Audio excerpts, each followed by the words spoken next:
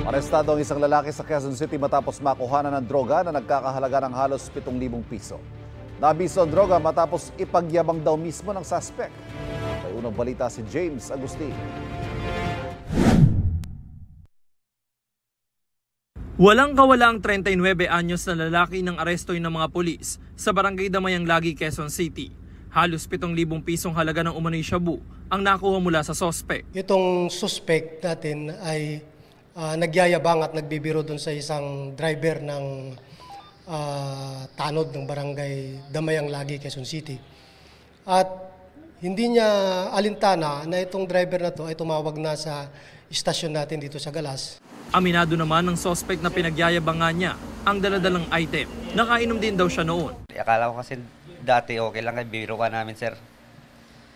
Yun pala, yun, huli na pala ako nun. May nagkukuha na ng pulis sa kanya. Aminado kayo? Nasa inyo nakuha? Sa aminado, sa akin naman nakuha yung kwan sa sir. Todo pagsisisi ang sospek sa pangyayari. Mali palang magyabang, sir. Kasi yun din ang magpapahamak sa'yo, sir. Marap ang sospek sa reklamong paglaba sa Comprehensive Dangerous Drugs Act. Ito ang unang balita. James Agustin para sa GMA Integrated News.